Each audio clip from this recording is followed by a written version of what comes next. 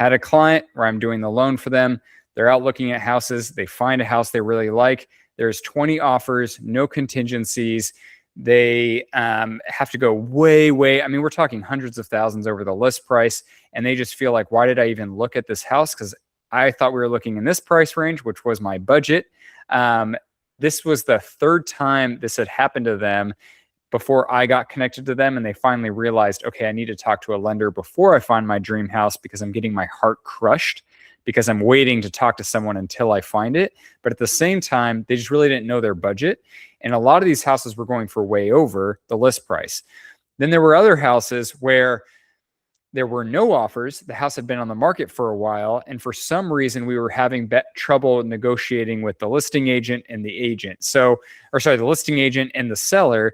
And a lot of our talk today is kind of, how do you prevent this from happening? How do you keep front of mind? Is it even worth looking in the Bay Area if it's going to be that crazy? And, to me, a lot of it has to do with being prepared first. And I'm only saying this because I see it from experience. I've seen people say the classic, you know what, when I find the right house, then I'm going to talk to a loan officer and get the loan figured out. And they don't realize that it's very different than a car dealership loan. They don't realize it's very different than finding a rental. And me being able to talk to someone ahead of time and maybe tweaking a couple little things or planning just a little bit differently could save them, I'm not kidding, thousands of dollars. And I'm not saying that just because I think that. I'm saying that because it's happened several times. From fixing credit score to it takes a little while to get certain documentations from employers to all kinds of situations. Or my favorite is, we're in a very competitive area of the Bay Area, and talking to me ahead of time, I'm able to take their whole file to the underwriter, which isn't really normal for a mortgage broker. I can get really low rates, but I can't fully underwrite a file necessarily. But I do know the underwriters at the main lender that I work with. And so I can take the whole file to them and say, look, what are going to be the red flags? They'll take it, they'll put it through their system, and they'll say, here's extra documents you're going to need. But otherwise, I think it'll be pretty easy. And what we're able to do is have no loan or appraisal contingency at that point if they have extra cash, and we're not worried about that. But it made it made the process so much easier when there was a competitive situation and they felt like this is the house I want in the area I want. And they should be more competitive because there's reasons why people are fighting over Bay Area housing, and that's because you get great appreciation. You've got great schools, you've got great employers, so you can make a great income. But the nice thing is you're the one that's going to have the large appreciation and increase in equity over time, which I love doing equity report calls every year. And you're going to be able to go pay cash either somewhere else or in a different house, or maybe that is your dream house, and you're going to be able to stay in the area and in the house you want for as long as you want, I guess. But a lot of that starts with talking to someone ahead of time and then understanding, okay, in certain situations and in certain areas, I may need to mentally prepare myself that a house listed for 800, 900, 1.1, 1.2, in certain areas, that is not the actual price of the house. And you don't know that until you've really taken a deep dive with, not really even me at this point, with, and I have Suzanne coming on in a sec as my guest speaker, but talking to her and being able to say, Livermore is where I want to live. Walnut Creek is where I want to live. And I want to live in these couple neighborhoods. This is the house I want. And she can say, okay, average prices that are selling in those areas are selling for 1.6, 1.7. And you say, but this house is listed for 1.4. Yeah, well, welcome to the Bay Area. This is how we avoid frustration. If 1.4 is the top of your budget, we need to look somewhere else or for a different type of house. This has helped so many people when they're looking, understand, okay, I know that they're underpricing it because I just saw 3 or 4 more houses that sold for way more than that. So now I'm more prepared and I'm not as frustrated. The frustration comes because things are happening that people didn't expect. Obviously, sometimes you get in a competitive situation and you need a really good team backing you up. That's being able to submit offers with no contingencies. You want to be prepared for that so that your money is kept safe. but you also want a team that's going to sell you as the client and have your back kind of through the whole process. And what do I mean by that? Look, when we submit offers, and Suzanne's probably going to share this, we have to call that agent a lot. And it's very tricky on what you can say, what you shouldn't say, because you say too much, they use that as leverage against you, or they use that as leverage to get better offers. You submit too fast, same thing, too slow. That can also screw you. If I say too much or too little or whatever, that can also screw up the whole process. Because when I call agents as the loan officer, I have to show my knowledge very quickly. I have to sell Suzanne and me as a team, and that we get deals done, we close deals, because they want to feel confident. Because if they feel confident in us, they're going to express that to the seller, which helps get your offer accepted. It's hard to feel confident if I just met you one day and you're trying to submit an offer that same day. But I do want to introduce Suzanne, who's going to probably cover a lot more on that. Suzanne, which team are you with again? So I'm with the Larson team, EXP. Larson team with EXP. All of the Bay Area. All of the Bay Area. Nice. Yeah. Well, and I wanted Suzanne to come on because she's great at what she does, but also I think it's nice to have someone who can share a lot more stories, so that you can feel like, hey, this is my situation and I had this happen to me, or maybe hopefully you can learn from other people who have made mistakes before you. But I did want to start off by kind of at least talking about some of the areas in the Bay Area. Suzanne, what areas are you seeing are kind of the most popular, maybe the most competitive in the Bay? Yeah, so definitely just a few is Danville, Pleasanton, San Ramon, Walnut Creek as well. So basically, why are these so favorable, right? So schools is a big thing, right? So a lot of occupations, they really favor the school districts, right? So like they're basically buying the house because of the school district. So tech industries, physicians, things like that. Schools are very important. Not saying that it's not important for everybody, but it's definitely important for these types of occupations. So I see that a lot, right? So Danville, like I said, and Pleasanton, San Ramon, Walnut Creek, and others as well. The strong school districts. Plus, they're also looking at commute, like how far is it to commute from their work to their home? Just the lifestyle as well, right? So they're buying not just because of the school district, they're not just buying because of the commute, they're buying because of the lifestyle, right? So if you're familiar with Walnut Creek, downtown Walnut Creek, Danville, Livermore, Pleasanton, like all of these, it's a lifestyle. It definitely is, right? People move to the Bay, or they move within the Bay for that experience too, right? So that's absolutely.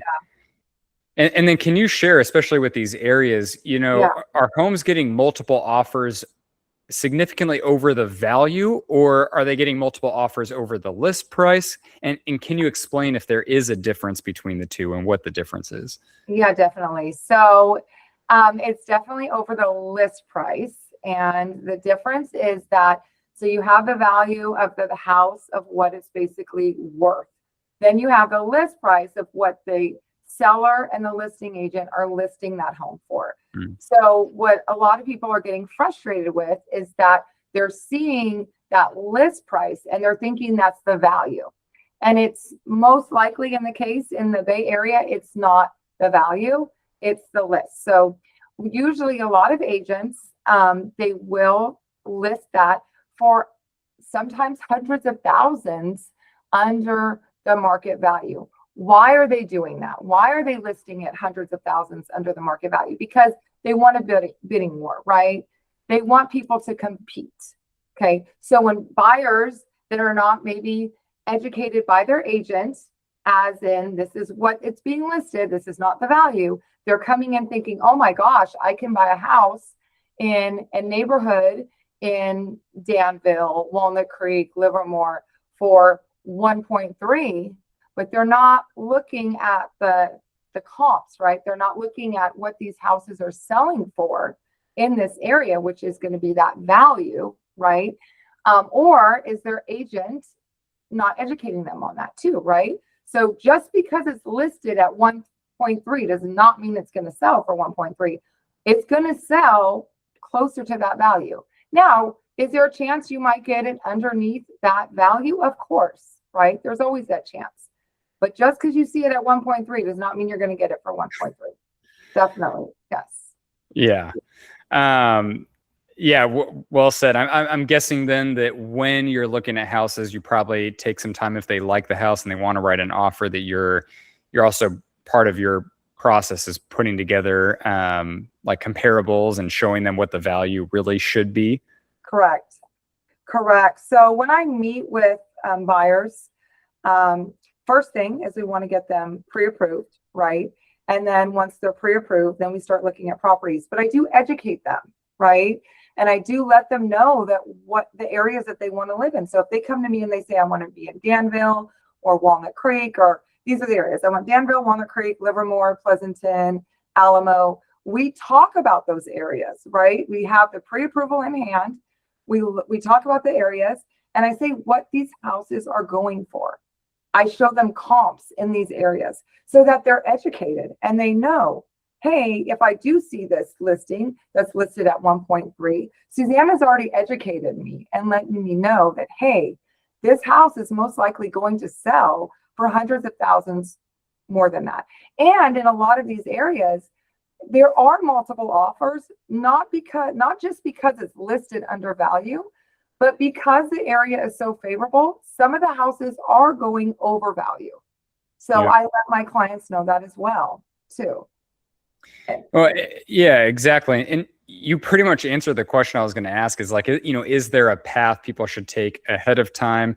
Because from my experience, when a client has come to me already frustrated, the story they tell me is not, you talk to the agent, then you talk to me because you feel comfortable with both. We go over pricing. Then the agent goes over comparables and says, look, if you're looking in this area, this is like typical price range. This is typically how competitive it is. So we need to do A, B, C, X, Y, Z. It's that, no, I just started looking. And they tend to be the most frustrated. Mm-hmm. So thank you for sharing. Because yeah, I mean, having a process, I think the times where I've had it where, they started an actual process, it was less frustrating. Everyone understood the expectations. It wasn't anyone getting screwed over. And yeah, there were still times where maybe you lost out a couple times. But there's always another house, right? Yes. Yeah. Correct.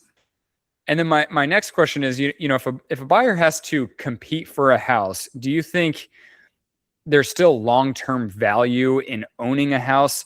As in, if, like you said, if some houses are going over the list price, I mean, especially for the Bay Area, is there still some value in owning the house and buying it? Or is that the only thing they should focus on is the value? No, they should definitely focus on the long-term benefits of owning a house, right? Because they're building that equity in the home, right? They purchase that home, they stay in it for years. I mean, we've chatted in the past too of these, some of these Bay Area buyers that bought these houses years ago, and you look at all the equity that they have now, right? Right. And like some of them are selling and buying different properties. Maybe they're downgrading, maybe they're upsizing, maybe they're selling and then buying in a different state. Whatever their needs and wants are, right? But real estate is a great investment. You purchase now, you hold on, and you build that equity in that home. Yeah, absolutely. I'm actually from you're kind of from the Sacramento area too. And I think you had been here in Sacramento when we were getting all the Bay Area buyers, people who were selling their houses in the Bay, paying cash out here, right? Yes, correct. And I'm licensed in a lot of other states, Texas, Colorado, Florida, and Michigan. I had a few others, but dropped them. And a lot of people would say that they're frustrated with California buyers. And it's like, yeah, but Californians are frustrated with prices and how values keep going up. Well, you know what? we're the ones paying cash for the next house in the next state or the next area, or downsizing and being the one that pays cash. Because I'm guessing more single story homes that might seem more like a downsize are probably extremely competitive. Correct. That Yeah. is absolutely correct. So a lot of buyers, they do want single story. If they choose to purchase a 2-story, most of them want a bedroom downstairs and a bathroom close to it. And most of their wants is where there's the bathroom downstairs with the bathroom in there, right? Yeah. So it's like a primary downstairs. They want that for like the in-laws, right? So if they're taking care of their parents, or even if they have a child, a teenager, they put their teenager in there. But a lot of times it's because of the in-laws, right? So that's very favorable. Again, single story and a 2-story with a bedroom downstairs. Gotcha. And then my next question, how can staying up to date on the local market data help buyers prepare if they want to buy, later, they're trying to time things right? I mean, how important is it, especially in the Bay Area market, for someone who is maybe a little more analytical to stay up to date with this kind of data and information? Oh gosh, it's so important. But as you're researching, you're doing your own researching, your own due diligence, and you're paying attention to the market, make sure that you're communicating and chatting with your real estate agent as well, because there are a lot of sites out there that are giving you information that is not absolutely correct about the market. So just an example, I had a client, we were going to put an offer on a property. We were so close to doing it. It was a house that he really loved. And he was looking on a site that was not accurate. I'm not just going to disclose what the site was not accurate. And he wanted to come in way under the market value. I bet I can guess. I had given him comps. I had shown him everything to prove that the recommendation that I was giving him on the price was what he should come in at, right? He did not. Now the whole house did sell. It sold for the amount that I actually recommended that he put the price in. But that's what I'm saying is, please stay up to market. But your agent can definitely inform you too. But do your own research. But just don't look at a site and say that's what the market is doing, right? Yeah, what I try to tell people is, because you're absolutely right. What you don't understand is most of these sites. I mean, we're talking the Bay Area. Like a lot of us, I mean, a lot of you are, if you're watching, are pretty, high income earners. You're knowledgeable. You got to understand, like, what is the purpose of this site? What is their ultimate goal in giving me information? I would rather get it from someone who is vested in you. We don't make commissions until you close the deal. Guess who does make money if you don't, whether you close a deal or not? The person selling your information, which is these websites. A lot of these websites out there, Zillow, Trulia, Realtor.com, right? They are designed in a way to incentivize people. And I mean, we're talking the Tech Valley, Bay Area. They have the algorithms to know, like, when you are the most interested. If something looks lower in price, they tend to show lower price. If you're looking to sell, they tend to know that, and they show higher prices in your area because you are a lead that they can sell for contact information. But you and I, Suzanne, were talking about this, that once a month we'll be sending out something that has to do with market updates so that people who are looking to buy can learn and know, hey, this is what may be happening with mortgage rates because oil prices are going down. And that was the one thing the Fed was stuck on, which is true right now. As soon as oil prices go down, you're going to start to see rates go down, which means the market's going to get hit hard with all these buyers. I actually just finished a conference. Mortgage applications are up here right now. I mean, over the last quarter, they're really high, but closed sales and home sales were really low, relatively speaking to each other, which indicates that a lot of people are sitting and waiting. So for a lot of people to look now is more beneficial because you can always refinance later. Yeah, but I agree. Being able to stay up to date, if that's something, even if it's, I mean, Suzanne and I are probably going to do what, 15, 20-minute market updates. Yes, Yeah. definitely. Yeah. Definitely. And do you mind telling maybe some stories of, or like a story or something of, someone who maybe had to compete and how they had to get prepared, or even a horror story, whichever story you want to share, pick Yeah, and choose.